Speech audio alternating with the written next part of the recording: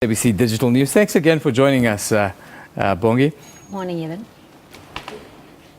This drive is of huge interest to everyone in the country, and SABC's news producers, this case Busisi Khadebe, has covered this story for the web, and contributor William Volko has tweeted quite a bit around the processes.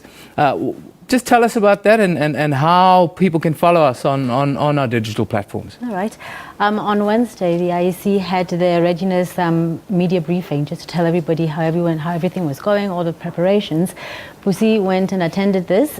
She took video for us. She wrote stories for us, and when she was there, William Volko, our contributing editor, like you already said, he was also attending, and he was sending through tweets.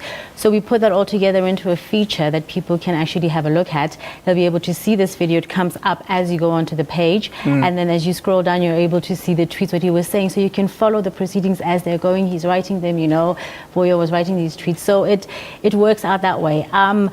With regards also, I think, to this particular weekend, with the concerns that they have, this is the tweets that I was talking about up on the screen. What we would obviously be doing is all of our reporters, SABC reporters, would be covering this stuff for us, hopefully sending through pictures also that people can have a look. You might end up seeing yourself, somebody that you know. And obviously we'll be keeping a very, very close eye on any possibilities of there being violence and intimidation. That's quite concerning. So they can watch our digital platforms for constant updates throughout the weekend. Yes, constant updates throughout the weekend. You can go onto our social media platforms. Our journalists are out there. They'll be saying what's happening, what's going on. There won't be a chance that people will miss out. Let's move on to the news of this week. I think the one case that had everyone interested was the murder case and the guilty verdict of Thandi Makubela. Just tell us how that was covered. I saw some interesting pictures on our platforms of her passing out in court and all sorts. It must have caused quite a buzz on social media. Oh, Eben, this had it all, I can tell you. There was never a chance that we were going to not have something to just really titillate people, to bring people in. I mean, you've got the judge who's saying, yes, he's finding her guilty on everything. We've been covering those stories since it started. So when the verdict was delivered yesterday, everybody was quite interested in this because you'll remember early on in the week, she did faint. Twice.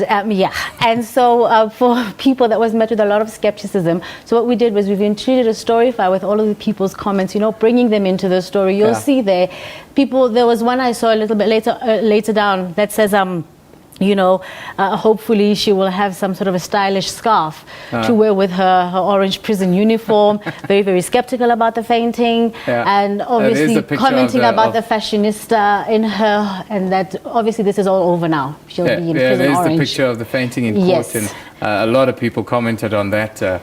Some were talking about she managed to keep her shoes on, which was quite impressive. Quite a feat. So what we've also done, like today, as you remember, we take from all of the SABC's platforms. So on AM Live, they had a longer interview with the late judge's son, and he was giving the family's reaction.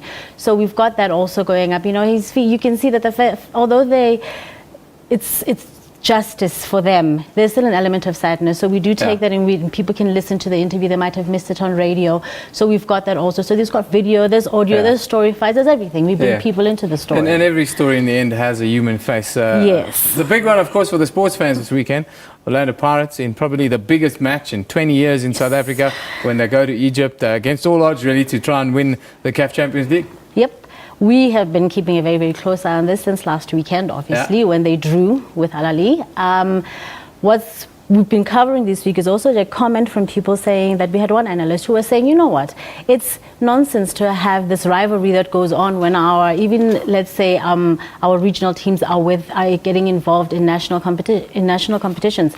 You need to support the team, and it doesn't make sense to let a team rivalry get in the way of going behind a team, and giving them all of the support that they need. So this has been quite a big feature. Everybody's looking forward to it this weekend on Sunday to see what's going to be the final outcome.